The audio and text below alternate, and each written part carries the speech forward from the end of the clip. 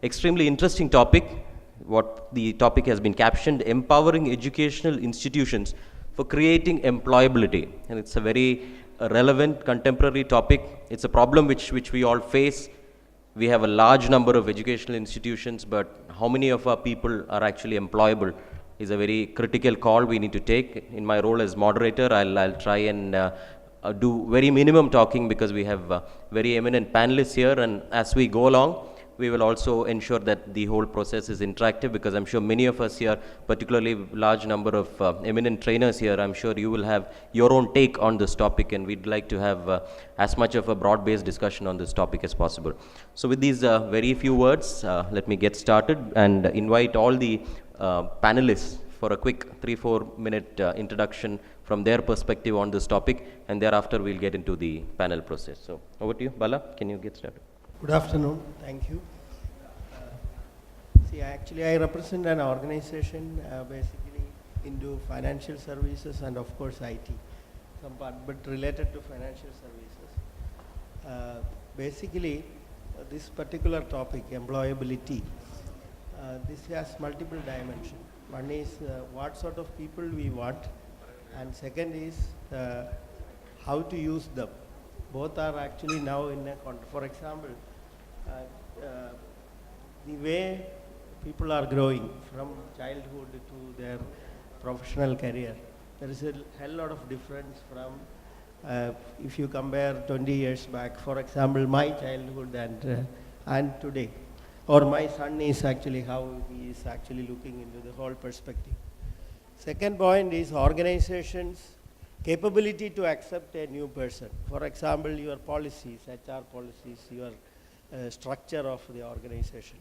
A small example is today everyone has internet access at home and they use mobile phones. They have lot many access to the entire world. They are into social media. When they come to organization as a fresher, we have lot many restrictions.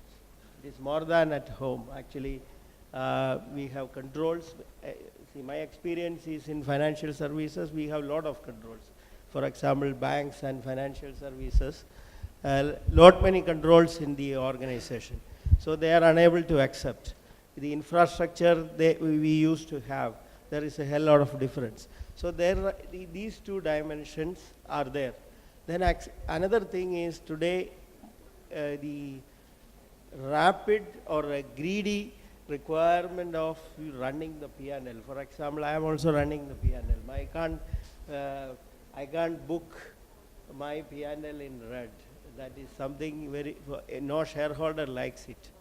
So my requirement of people, infrastructure, resources are how to utilize that, the productivity of the people. The pressure on every CEO or every manager for that matter is extremely high, because we are living in a very competitive world. So everyone expects the day one onwards one should perform. So they are expecting as kind of a skill and knowledge. Whether our institution is capable in giving that to these people, that is a big question. And barring the top cream layer, for example, if you look into IIT, NIT, or probably up to Trichur Engineering College, or if you look into the financial sector, basically the School of Economics or Cochin University or something like that, then we have large number of institutions just producing people. For example, 140 engineering colleges is giving us 40,000 engineers in Kerala itself. Whether they are capable of doing something, that is actually something today it is actually a big question mark. One survey says, I think ENY or KPMG recently said, out of this 40,000, hardly 7,000 people are employable. So they can only work in an organization. So this is actually the contrast. One side is actually it is organization's responsibility also to work with the institution, what sort of skill, what sort of knowledge we want, which is actually lacking. Today that collaboration is not happening. Second is the academics also, it is theory bound, textbook bound and exam bound. So there, can we make some changes in that? That is actually the point. I think before we move to Dr. Zakaria, he's an academician from CUSAT. Since Bala has already put the top, yeah, we have two Balas here. Since, okay, I'll call him ABK, he's known by both names. So since ABK has put out the thought on skills, I thought I will give the mic to Bala, because he runs a school wherein the focus is more on skill development rather than on sticking to the typical curriculum. So let's first hear from him on his perspective on skills, and then let's hear on the education spectrum from our doctor. Good morning.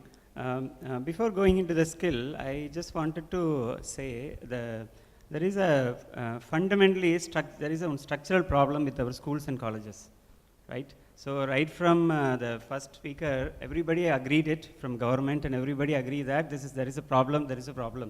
Let me try to articulate what is the problem, because we are coming from a school. I'm a corporate background, but I run a school.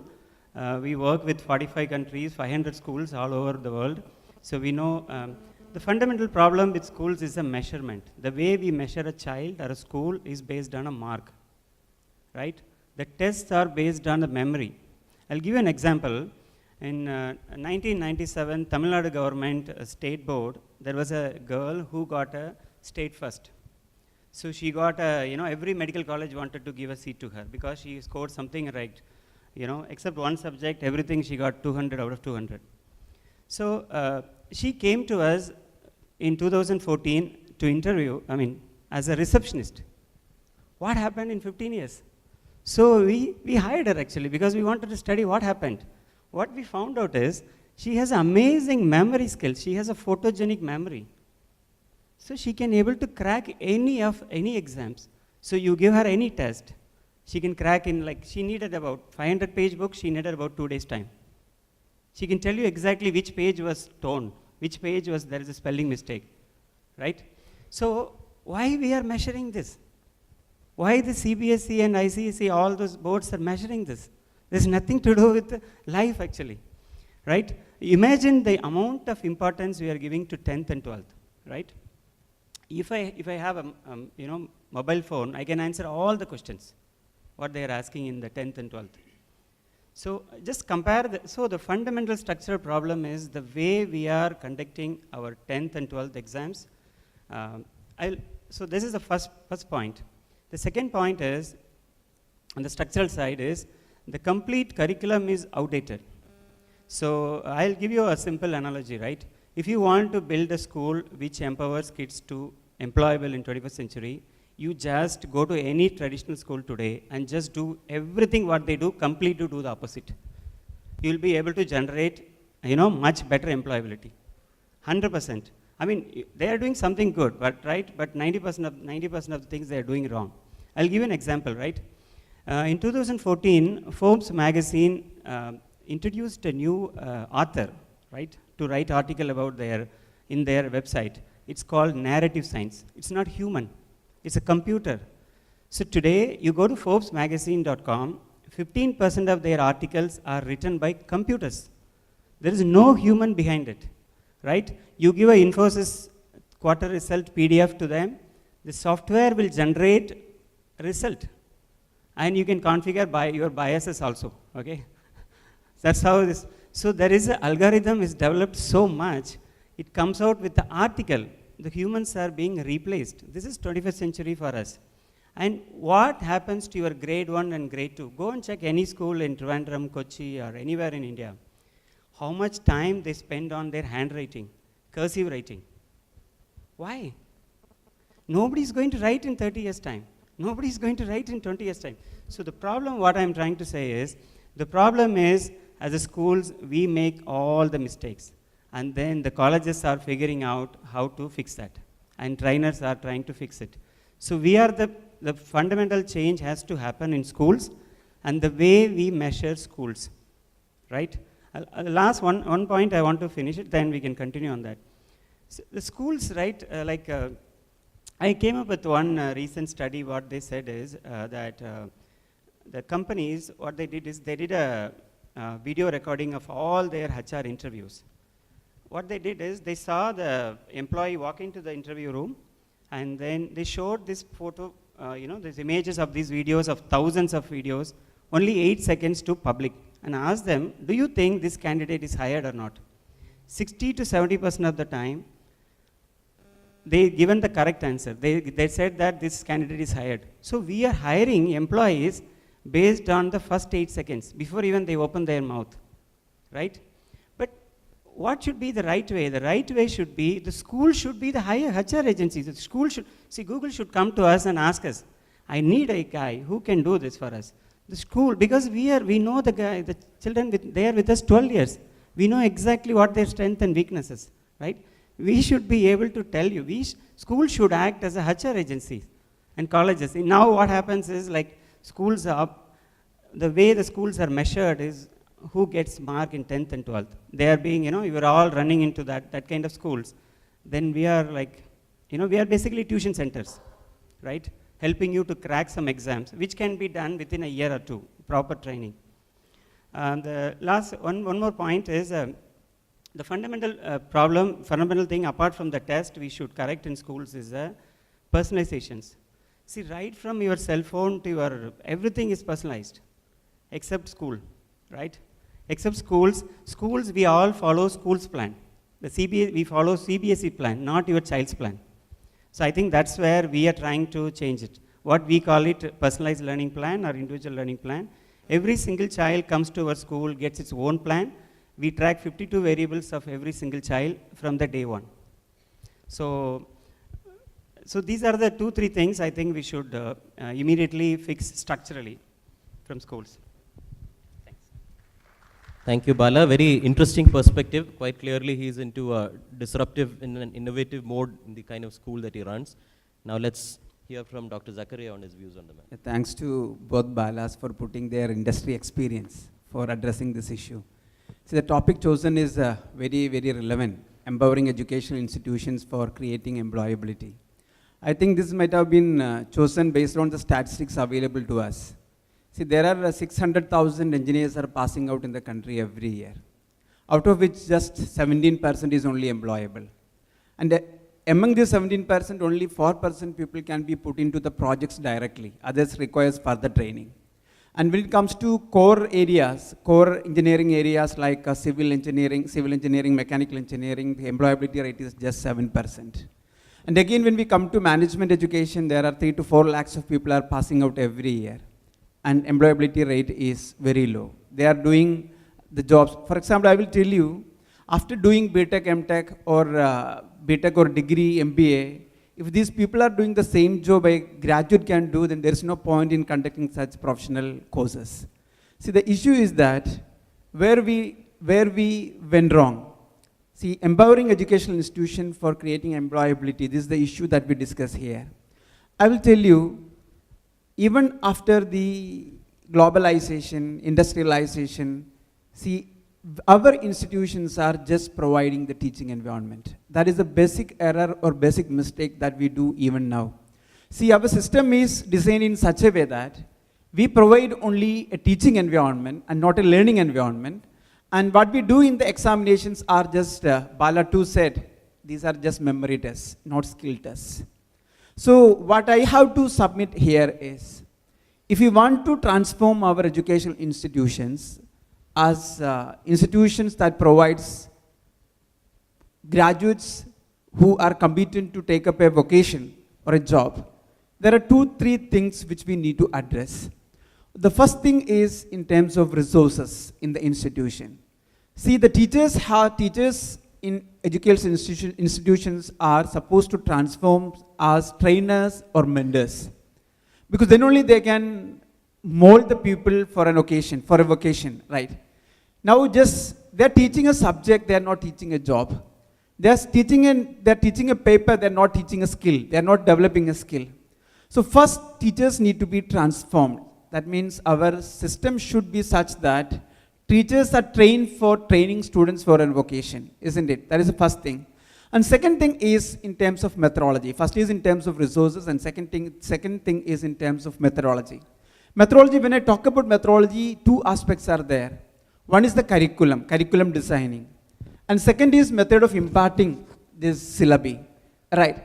So if you look at the syllabi part, there is no much transformation or innovation taking place in the syllabus. If you compare today's syllabus of any course with 40 years back, 50 years back, you may find just 10% or 15% changes. Every 3 years or 4 years, universities are changing their syllabus. The so-called changes are not changing the syllabus drastically, maybe only cosmetic changes peripherally, and the core is not changed, right? So syllabus has to be changed. The curriculum designing process need to be changed to accommodate what is required from a candidate, professional candidate or a technical graduate by the industry. And second part is methodology. Even after a lot of discussion, debates, we follow the traditional methodology. Teacher will go to the class, they will teach whatever they know, at the end they will test the memory of the students. See, that is over. We are living in an era of internet. Every knowledge is available to the student. See, while you are teaching something, by the moment, student may acquire everything through his Google search, isn't it? So here, the methodology has to be transformed for skill development. See, case method of teaching, then teaching through games, teaching through simulation, teaching through practical role plays. So many things can be adopted. So our teaching methodology is not adopting such changes. We boast that in management schools we do that, but how many management schools does? See, how many engineering colleges are giving practical orientation? See, we are living in a situation where engineering graduates are getting graduated without saying the workshops. Medical graduates are getting graduated without doing any surgery. In such a scenario, we cannot expect employable candidates from these institutions. Here comes the transformation. And third thing that I need to emphasize lastly is, we don't take industry input in curriculum designing. Look at Australia, look at America. They have their technical education program, vocational education program. By interacting with industry, and industry people will come to academia and they will design the course in such a way that what is required by industry, when engineering graduates comes out of the school, what we require, what we expect, that is inducted to the syllabus, and that's how methodology getting changed and students are trained and they are become vocational in character. So we need to transform resources, we need to change methodology, and we need to take more of industry input in the curriculum development. Then only we can transform education institutions as an agency or a source of vocational education. Thank you. Thank you, Doctor. I think listening to you, I would like to pose a question to you before I come to the other panelists. I represent a profession. I'm a chartered accountant by profession, and the pass percentage in our for CA across the country is somewhere between 4 to 5%, 4.5, 4.7. So which means for every lakh who write every year, 4,000 to 5,000 is all that comes out as chartered accountants. And hence there is always a demand-supply gap. Every year, 7,000-8,000 jobs are generated, but only 4,000-5,000 people come out. So a chartered accountant is always in demand. Do you think that the problem here could also be because there are large number, for instance, for engineering, as you said, 6 lakh engineers who are, struggling to find jobs? Is it because, we are bringing out way more than what the industry can absorb? Yeah, it's two things are there. One is that oversupply. Second thing is that people who are, for example, take the case of engineering or management. See, people who does not require to study this or who does not require to take this as a career are coming for this. Because there are a lot of opportunities for engineers and management graduates. People say that you go for engineering, you go for management. See, if these people have gone for somewhere, some other courses, they would have excelled well. For example, take the case of Kerala scenario. We don't get good students for science education. See, because 65,000, 70,000 engineering seats are there, all are compelled to go for engineering education. And pass percentage in engineering is less than 50%. And every year, these 50% losers are accumulating. I don't know what the society is going to do with them. But if these people have gone for science education, they might be good students. So two things are there. One is supply issue. Second is people who are not supposed to come for this study, engineering or management or any other technical education, they are forced to come for this and they are not able to excel in that profession. That is it. In chartered accountancy, the selection process, examination, everything is very rigorous. See, people are not getting through. That is why the profession is competent. See, chartered accountants are very competent. But in the case of, take the case of other courses, for example, MBA, we started n number of off-campus centers, distance education program. What we intend to impart in MBA education is skill development. Too many skills, decision-making skill, interpersonal skill, managerial skill, leadership skill, so many things. How students are going to acquire these skills through an off-campus center or a correspondence scheme? And these people are also scoring 80% mark, 70% mark. People those who are going to be a B school regularly, they are getting 70 or less than 70% mark. All are MBAs. In which way we can expect employability from these people? This is the issue. Right. I think I'll pose a question to ABK since he represents industry. I think Dr. Zakaria has given us a very interesting perspective on this, and just to take a leaf out of that, when SR Nair was president of KMA, I remember there was an event which we had at the Kerala Management Association where there was, the soft skills and finishing school kind of activity for MBA students, and we found that there are, virtually while getting our data, thousands, who have completed their education, who are by no means employable. I know it's a harsh comment to say. What is your take, sir, since you represent industry and since you employ a large number of people, what is your feel about people from Kerala who come and join with you? One important problem is actually when SR actually invited me to attend this, I just completed a small interview with a fresher. That is an interesting, actually she completed electronics and communication engineering, and then I asked, actually I don't have any post because we need only programmer, especially for Java skill. Then when I actually went through her biodata, that she is already passed the CCNA, an industry certification, then Microsoft certification, some other certification. Then I asked, why are you looking for this job? So, and her interest is actually in history, not on any of these topics. So I agree with this entire point. Actually, then I asked her, why you selected this subject? My father told me to select this subject and you will get a job. So this is actually going through that. This was not there. Let me be open and frank. My parents never asked me to study this. It was our choice.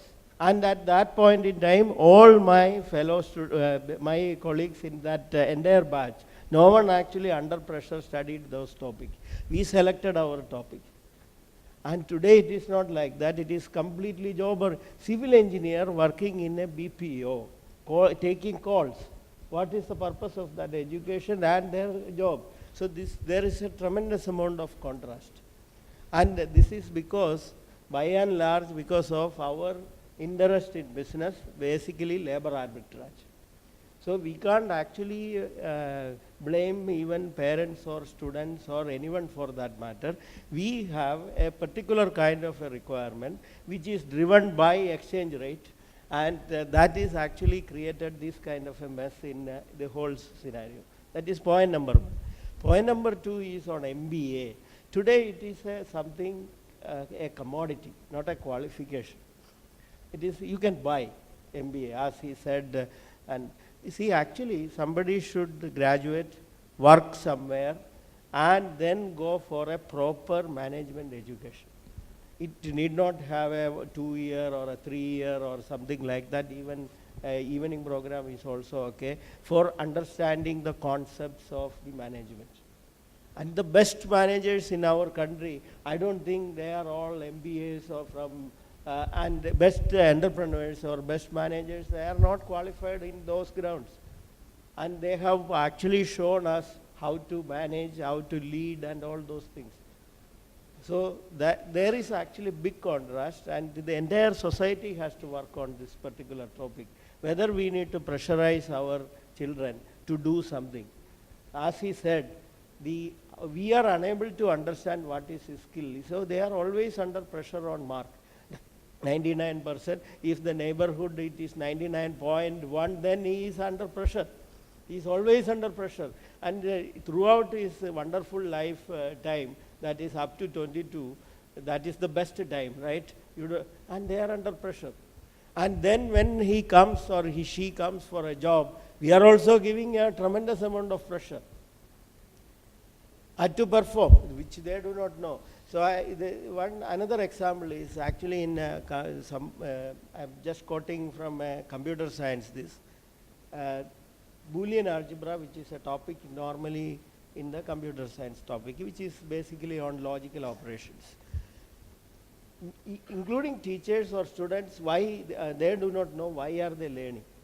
And the industry who actually, they do not know the algebra, but they know the application. So these two things actually there is no mismatch. So if you ask a question on how to write a logical line, they can't write because they have not properly understood this particular topic. Similarly in commerce, for example, we are now recruiting for our derivative business. This derivative is not there in any of these curriculum lists, which is actually today, if you look into the market, 90% of the market is derivative, either commodity or the stock or something which they do not understand. Insurance today, the market, because of competition, market increase, large number of people they want. You know the attrition rate of all these industry, it is crossing 45%. Because when they join with something, expectation will be high and they leave. That is what is happening. And so the entire life cycle of a human being has become really troublesome because of all these things. So that is actually happening. In industry, I am not only talking about these two things I know, I am sure that this is happening in economics.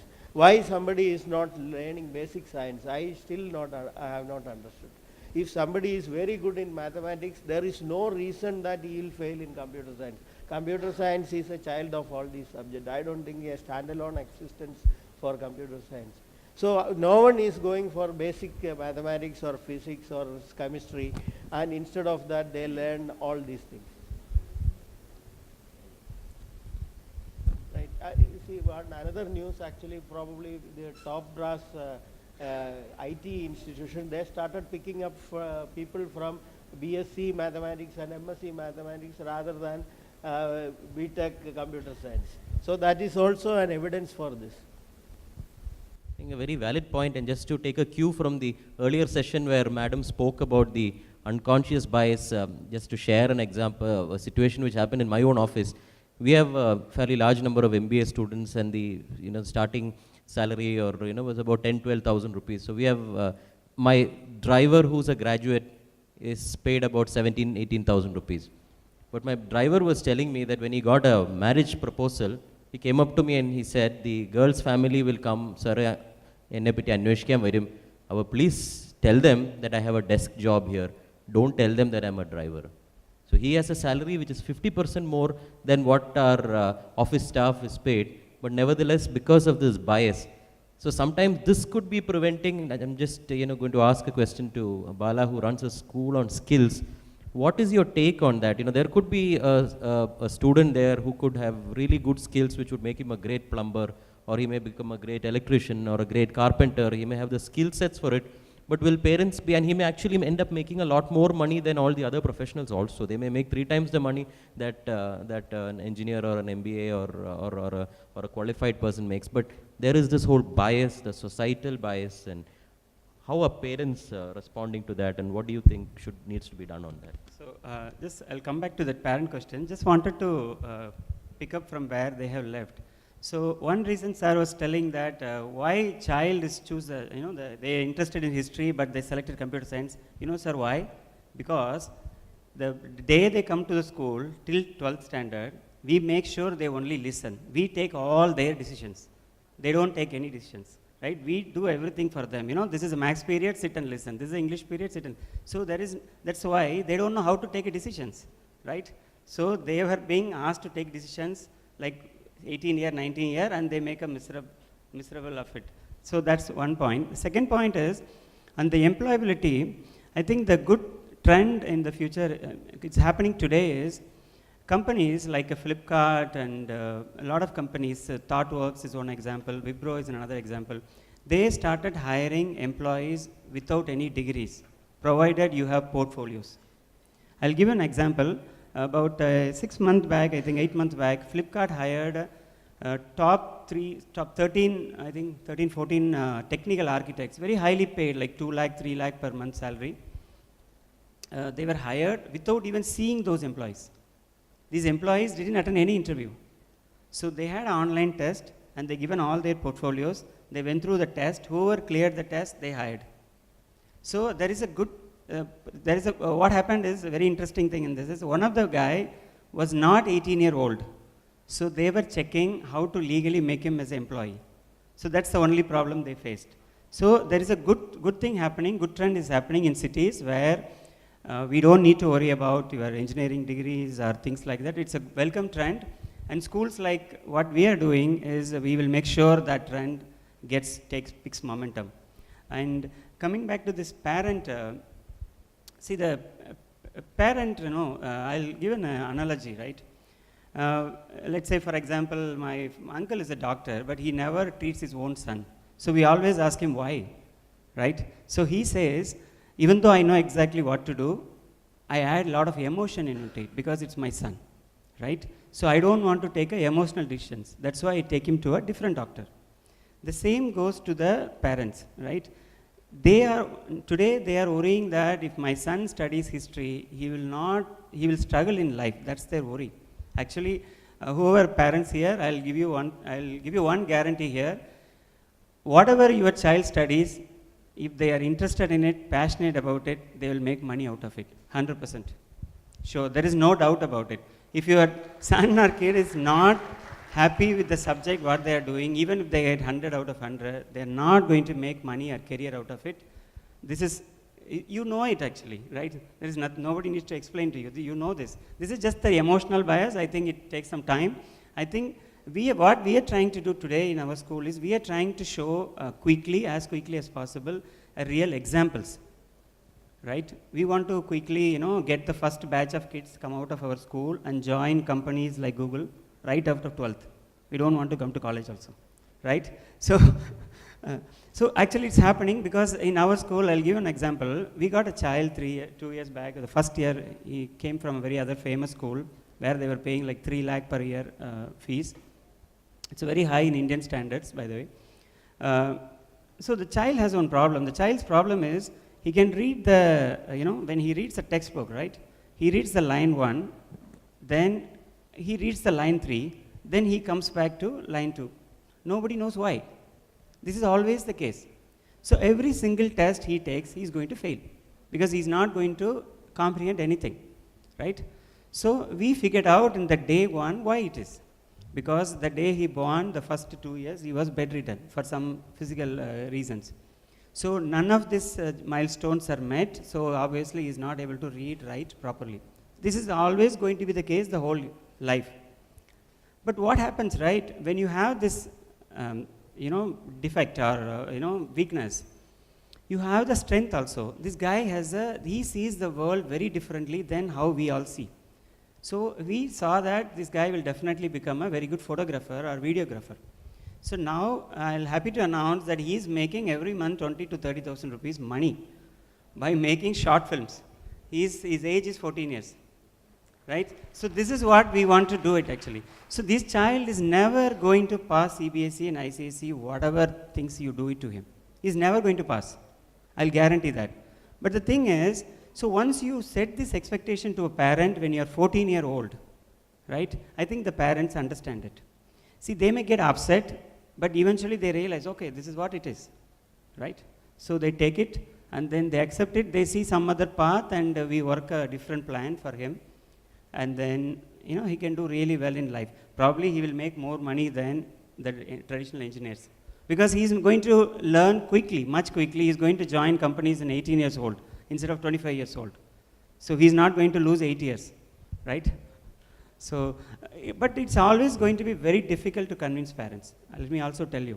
Financially, we know there is that pain. It's not going to be easy. We are trying to make quick, real examples, a lot of success stories as quickly as possible. Then I think the momentum will pick up. Thank you. Very, very interesting perspective. We have about 10 minutes of interaction time. We can take 3 quick questions, and thereafter we can also interact over lunch. So the floor is open. Yeah. Can we have some mics, please? Yes, somebody with a question. Hello, my name is Jayadev. I just have a question to Mr. Bala, not to ABK, because I work together with him. So, sir, you have mentioned about the education system, how it has been evaluated, and it is how industry sees the education system and what they expect. But my primary question is there something which we need to look into in terms of how teachers teach us, or what is the knowledge level of a teacher when somebody is teaching a student? Typically, because I also interview people who are coming for jobs, and I see that many of them basically do not understand what the basic concept is. Like Boolean algebra, we ask about object-oriented programming. This is something which is related to computer science. We found that the question why do we have, or why do we need this object-oriented programming, is when we ask to somebody, they still do not know the answer for this, because they say that it has been the standard, or it is the standard. And another instance which I remember, like I was learning integration as part of my curriculum when I was in 12th standard, and I asked my teacher, why do we need integration? So the answer was quite like, okay, it is a part which you have to study for the test. And also you could do something similar to an irregular surface, you could understand, or you could derive on the area of this irregular surface. So the question is like whether our teachers are equipped enough to teach these students why we have all these things that we are learning. And also, not in an evaluation perspective, do these teachers ask people to think on some particular topic which they teach? So basically 2 questions. One is whether the teachers are capable. Second is whether the teachers are teaching them how to think. So I'll just give you why the schools are designed, right? I'll explain you why the schools are designed the way it is today. Then you will get an answer for both. The schools are designed today because British, when they were ruling most of the world, they wanted a common system, right? Why the cursive writing came actually? Do we all know why it came? Because they moved the generals between India to South Africa. They want to read the same font. So you don't need to write cursive writing today, right? That's why, so all this, the complete system is designed by Victorians, just spread across to produce factory workers, right? That was the 18th century requirement. Today, you are in 21st century, that's not needed, right? So imagine 100 years back, right? Who knows the information in the village? Only one person. So you all need to plan based on his availability and his time, right? And his convenience, when his mood is, when he is happy. Right? So that's why the teachers were the prime motive. The system is designed teacher-centric. I think it's completely irrelevant. I'll tell. So basically, you don't need a capable teachers in a one way. What you need is, you need people from industry come and work in schools. You don't need teachers. Teachers will produce more teachers, and more academic things will happen. So. For example, for a grade 3 onwards in our school, right, we have painters, designers, architects, IT people. Only these backgrounds we hire as teachers. And then we tell them how to not teach them actually. You don't need to teach them, you need to enable them to learn, like Sir was telling, right? The point is not about teaching, the point is about learning. 21st century is all about learning on your own. I'll give an example. Khan Academy is very famous, most of you know. They have a complete mathematics curriculum from very, very basic to very, very advanced. 10 minutes video split. Your teacher definitely won't do a good job. So somebody did it. There are thousands of videos and materials and content is there today. You are not like 100 years old where you need to depend on somebody to pass you information. Today the content, information, data is there. What you need is, you need to teach them how to think, right? So that's very fundamental thing. So we believe, if you can teach a child how to think, how to learn, then you are done. You don't need to do anything else. all others they'll figure out. From attitude, so that's a very, very tough part. That's not easy. So structurally, the schools today designed not to think, right? So I think you should just do opposite of what schools are doing today. Then only you will be end up doing thing. So we have some videos and materials. We have what are the practices we are following, how to teach them how to think. We'll happy to share with you. I think it's a very big discussion. So because they were not, the schools are designed not to bring that question. The schools are designed to supply workforce to factory where you are not supposed to ask questions. You are supposed to follow that. See, you imagine, see, I'll give you an example, right? Then you will get a point. You take a prisons, you take a factories, you take a schools. What are the things that are common? Everything is common. Bell, uniform, discipline more important than learning, right? See, why? Right? So the schools are, you take a school buildings, right? They have boxes. You ask any architect who did a lot of reflection on architecture, they will tell you the school buildings are designed for a discipline and control. They are not designed for learning. Come and visit our school. The organizers tell me we are running out of time, so we can take one quick question and... Mine is actually not a question, it's a comment, purely because you've already heard what I talked about, which is unconscious bias, and I'm thrilled that there is a panel discussion on this kind of conversation about training and teaching and students and learning. And I just want to tell you a story. 1975, my brother finished school. Those days it was called Senior Cambridge. And he was equally good in the sciences and the humanities. So he got the equivalent of 110% for both. So everybody and anybody said he must go down the engineering or the science or the doctor route. He went to my parents and said, Dad, could I do history as an undergraduate degree? My father said yes, and the rest is history, as they say. So the point I'm making, if somebody could do that in 1975, where have we gone wrong since then?